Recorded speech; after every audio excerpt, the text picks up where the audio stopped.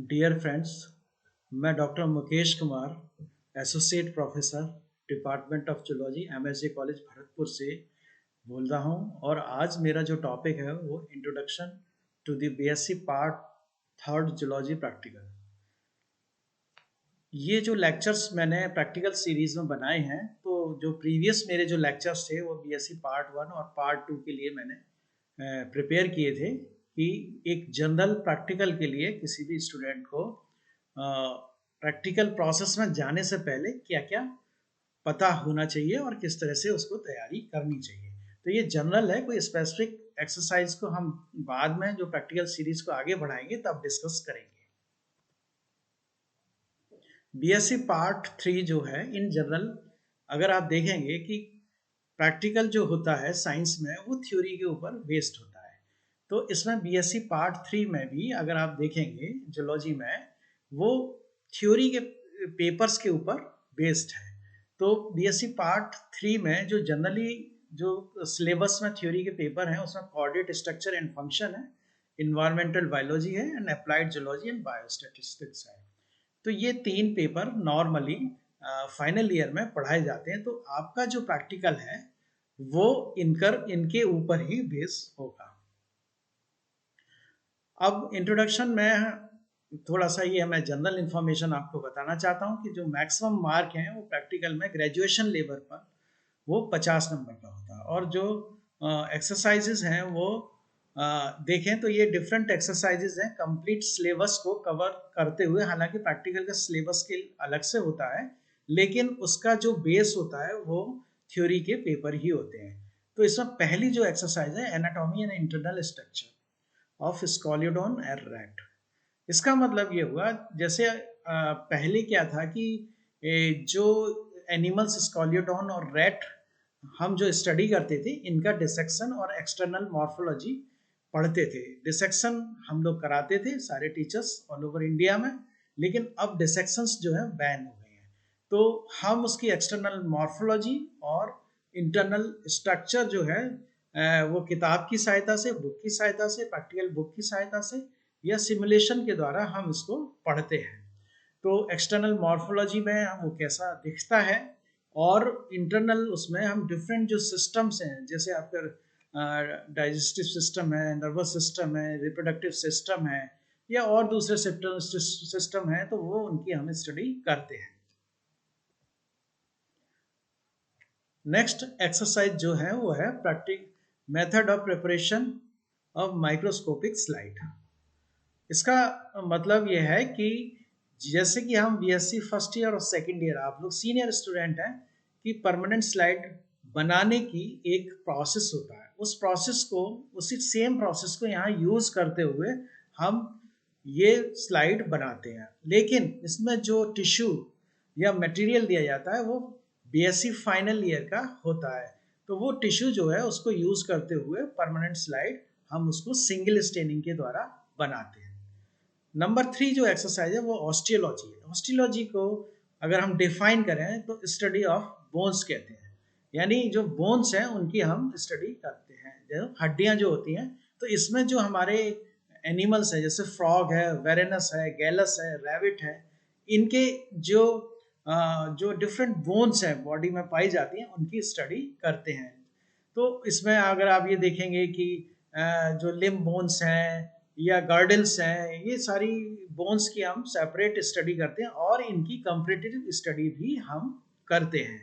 Comparative का मतलब ये है कि फ्रॉग और वेरेनस की बोन्स को अगर हम कंपेयर करें तो उनमें क्या डिफरेंस नज़र आता है। तो ये भी हमारे कोर्स में ये काफ़ी डिटेल एक्सरसाइज है और इसमें काफ़ी हमको केयरफुली पढ़ना चाहिए, क्योंकि इसमें कन्फ्यूज़न काफ़ी हो जाता है। जब डिफरेंट बोन्स की हम स्टडी करते हैं तो कन्फ्यूज़न ज़्यादा हो जाता है। तो जब हम इसको आगे की जो लेक्चर्स पढ़ेंगे और जब ऑस्टियोलॉजी को लेंगे तब इसको हम अच्छे से और समझ सकेंगे। स्टडी ऑफ माइक्रोस्कोपिक स्लाइड्स, जैसा मैंने आपको बताया कि फाइनल ईयर में आपके वर्टिब्रेट या कॉर्डेट्स आपके कोर्स में है, तो उनके डिफरेंट जो प्रोसेस है, बायोलॉजिकल प्रोसेस है, जैसे मान लीजिए डिफरेंट ऑर्गन्स के टीएस स्लाइड्स हैं, तो उन स्लाइड्स को हम माइक्रोस्कोप की हेल्प से स्टडी करते हैं कि सेल टाइप्स कैसी हैं, सेल कैसी हैं, उस ऑर्गन का क्या फंक्शन है, उसका डायग्राम क्या है, ये सारी हमको जब हम अपने यूनिवर्सिटी या कॉलेज में जाते हैं तो हम उनको उस प्रैक्टिकल एक्सरसाइज में स्टडी करते हैं, डायग्राम बनाते हैं और जो मेन रिकॉर्ड फाइल होती है उसमें हम इसको स्टडी करते हैं। स्टडी ऑफ कॉर्डेट स्पेसिमेंस, इसका मतलब ये है कि जैसे कॉर्डेट में स्टार्टिंग फ्रॉम फिश से लेके और मैमल तक जो भी स्पेसिमेंस आपके कोर्स में होते हैं उनको हम स्टडी करते हैं, वो कैसे दिखाई देते हैं, वो क्या है, उनका आइडेंटिफिकेशन करते हैं, उनका क्लासिफिकेशन पढ़ते हैं और उनका कंप्लीट जो जिसे कहना चाहिए डिफरेंट प्रोसेस, उनकी फिजियोलॉजी कैसे काम करती है और उनकी क्या सिग्निफिकेंस है, इनको हम स्पेसिमेन की हेडिंग्स में स्टडी करते हैं। फिर नेक्स्ट आता है एनवायरमेंटल बायोलॉजी। एनवायरमेंटल बायोलॉजी भी आपको फाइनल ईयर में एक पेपर है थ्योरी में, वो आपको पढ़ते हैं और इससे रिलेटेड कुछ एक्सरसाइज भी हम प्रैक्टिकल में करते हैं, जिसमें केमिकल क्वालिटी ऑफ वाटर है, वैसे वाटर की पीएच है, तो ये आगे हम डिटेल में इसको पढ़ेंगे। तो उससे रिलेटेड आपको एक्सरसाइज, उसकी मेथडोलॉजी कैसी है, उसको किस तरह से करते हैं, वाटर सैंपल कलेक्शन कैसे होता है और जो उसकी केमिकल प्रॉपर्टीज आती हैं उससे हम क्या इन्फ्रेंस निकालते हैं, तो ये इन्वायरमेंटल बायोलॉजी में हम करते हैं। डिजॉल्व्ड ऑक्सीजन है, तो डिजॉल्व्ड ऑक्सीजन जो वाटर में होती है वो कितनी होनी चाहिए, उसका प्रोसेस क्या है, ये इसके अंदर हम स्टडी ऑफ प्लैंकटन है। प्लैंकटन का मतलब जू प्लैंकटन, अगर हम देखें, अगर वाटर हम कहीं पॉन्ड से कलेक्ट करके आए तो उसमें डिफरेंट टाइप ऑफ जो एनिमल्स हैं वो माइक्रोस्कोप की सहायता से स्टडी करते हैं। जब हम इस एक्सरसाइज को करेंगे तो डिटेल में आपको नेक्स्ट वीडियो में बताएंगे। Practical exercise continued. इसके बाद आता है बायोस्टैटिस्टिक्स। बायोस्टैट में अगर हम पाएंगे तो देखेंगे कि जैसे हम जानते हैं कि बायोस्टैट जो है किसी भी प्रोसेस को, बायोलॉजिकल प्रोसेस को पढ़ने के लिए स्टैट का एप्लीकेशन होता है, तो उसको बेसिक बच्चे को ये पता होना चाहिए कि बायोस्टैट का एप्लीकेशन कैसे किया जाता है। तो उससे फिर क्या है, हम कोई भी कंक्लूजन निकालते हैं और उस डेटा का एनालिसिस जो है हम तरीके से कर सकते हैं। तो जैसे इसमें फॉर एग्जांपल के तौर पर फ्रीक्वेंसी टेबल कैसे बनाई जाती है, डायग्रामेटिक रिप्रेजेंटेशन ऑफ डेटा, जैसे आपके पास बहुत सारे डेटा आ गए तो उनका रिप्रेजेंटेशन आप किस प्रकार से करेंगे, मीन मोड मीडियन, ये जो फॉर्मूले हैं और इनकी अलग अलग सिग्निफिकेंस है, इनको किस तरह से अप्लाई करेंगे, फॉर्मूले क्या होते हैं, उनकी सिग्निफिकेंस क्या होती है, तो ये हम बायोस्टैट के तहत करते हैं। अब नेक्स्ट जो एक्सरसाइज है वो है एनिमल बिहेवियर। एनिमल बिहेवियर में ये भी हमारा एक इकोलॉजी में पार्ट है, तो इसमें जैसे जो हमारे जनरली कोर्स में पढ़ाया जाता है विजिट टू जू, इसमें हम इसके बारे में डिस्कस करते हैं कि हम जब किसी जू में जाते हैं जहाँ डिफरेंट एनिमल्स को, वाइल्ड एनिमल्स को रखा जाता है और जो ऐसे रेयर एनिमल्स हैं उनको भी वहाँ रखा जाता है, तो हम उनकी किस प्रकार से स्टडी करें और उस पर एक अपनी रिपोर्ट बनाएं। Study of stored insect pest, इसमें जैसे इंसेक्ट पेस्ट ट्राइबोलियम वगैरह का घरेलू जो पेस्ट होते हैं उनको अगर हम देखेंगे कि उनकी कैसे स्टडी किया है, टेम्परेचर का क्या इफेक्ट होता है, लाइट का क्या इफेक्ट होता है, तो इस प्रकार से ये भी एक एक्सरसाइज है। एंटीनल ग्रूमिंग इन कॉकरोच, यानी कॉकरोच का जो एंटीना होता है वो सेंसरी ऑर्गन होता है, तो वो उसको किस प्रकार से ग्रूम करता है, तो इसकी एक साइंटिफिक मेथडोलॉजी है जिससे हम उसको शो करते हैं। तो ये भी हमारे कोर्स में एक एक्सरसाइज है, इनमें से हमको एक एक्सरसाइज मिलती है। अब आता है स्कीम ऑफ प्रैक्टिकल एग्जामिनेशन।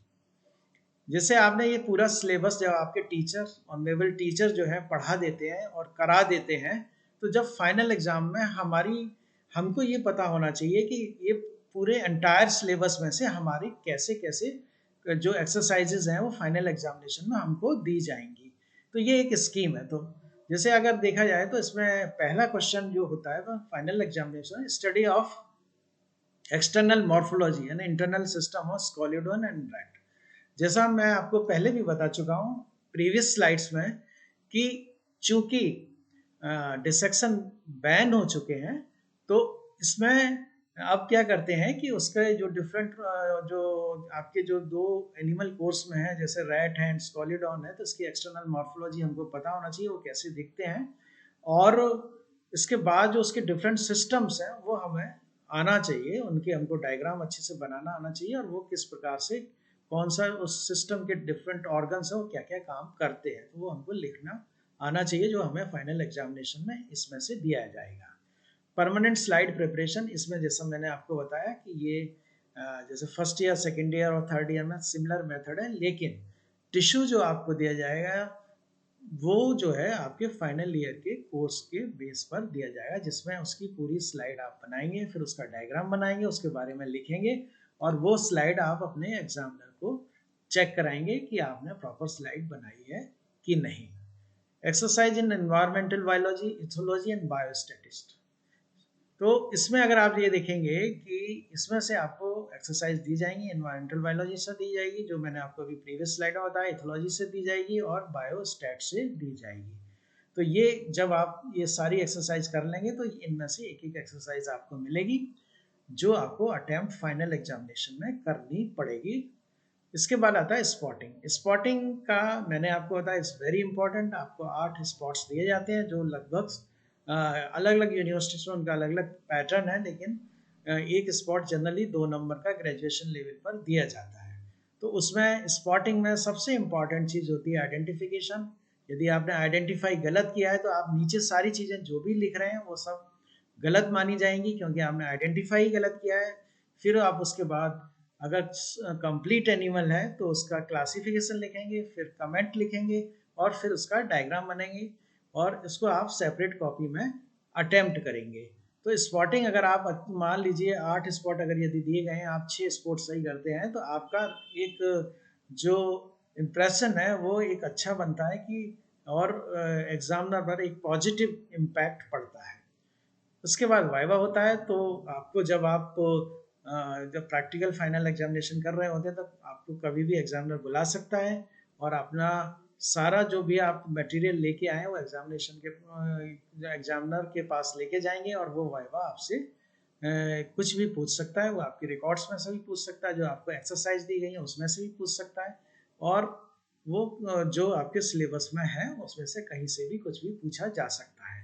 तो वाइवा में खास तौर से ध्यान देने वाली बात यह रहती है कि जो उस दिन एक्सरसाइजेस दी गई हैं उनसे रिलेटेड 4 या 5 क्वेश्चंस बनते हैं। यदि आप उनको अच्छे से पढ़ लेंगे, वो एक्सरसाइजेस आप क्यों कर रहे हैं, उनकी क्या सिग्निफिकेंस है, तो आपका वाइवा कुछ हद तक सही होने की संभावना बन जाती है। और वाइवा जो है इन जनरल किसी भी प्रैक्टिकल एग्जामिनर के ऊपर बहुत ही अच्छा इंप्रेशन डालता है यदि आपने वाइवा अच्छा दिया है, क्योंकि वो आपकी, अगर हो सकता है कि आपने कुछ प्रैक्टिकल एक्सरसाइजेस गलत कर दी हो या अच्छी नहीं की हो, अप टू दी मार्क नहीं की हो, लेकिन यदि आप ओरली अपना नॉलेज वाइवा के थ्रू बता रहे हैं तो वो एग्जामिनर आपको इस चीज़ का एडवांटेज ज़रूर देता है कि he is very good student, इसलिए मैंने जो पूछा वो सारी चीज़ें इसने बताई हैं, तो इसको अच्छे नंबर, अच्छे मार्क्स दिए जाने चाहिए। लास्ट में आता है आपका क्लास रिकॉर्ड। क्लास रिकॉर्ड का मतलब ये है कि आप साल भर जो भी एक्सरसाइजेस करते हैं, प्रैक्टिकल एक्सरसाइजेस करते हैं, वो क्लास रिकॉर्ड में आपको लिखनी होती हैं, और वो प्रॉपरली चेक्ड होनी चाहिए, रेगुलरली चेक्ड होनी चाहिए, और वो रिकॉर्ड डायग्राम्स आपके अच्छे बने होने चाहिए, साइंटिफिकली करेक्ट होने चाहिए, और प्रॉपरली उसका राइटिंग अच्छा होना चाहिए। तो आप जब एग्जामिनर के सामने रखते हैं वो रेगुलरली चेक्ड है, प्रॉपरली किया गया है, नीट एंड क्लीन है, तो एग्जामिनर रिकॉर्ड खोलते ही उसको एकदम पता चल जाता है कि ये स्टूडेंट रेगुलर रहा है कि नहीं है, और ये रेगुलर क्लास में उसने प्रैक्टिकल किए हैं कि नहीं किए। तो रिकॉर्ड जो है एकदम खोलते ही पहला इंप्रेशन आपका पड़ता है। जनरली स्टूडेंट इसको सीरियसली नहीं लेते हैं, लेकिन in my opinion it is very important. तो मैंने आज के लेक्चर में आपको बीएससी पार्ट 3 के बारे में ये बताया कि प्रैक्टिकल में क्या क्या चीज़ें इंपॉर्टेंट हैं, आपका सिलेबस में कौन कौन सी चीज़ें हैं और कौन कौन सी एक्सरसाइजेस कराई जाती हैं, और उनमें से फाइनल स्कीम में किस प्रकार से आपका डिफरेंट जो क्वेश्चंस हैं उनको डिस्ट्रीब्यूट किया जाता है और किस प्रकार से उनको प्रोसेस किया जाता है। Thank you very much.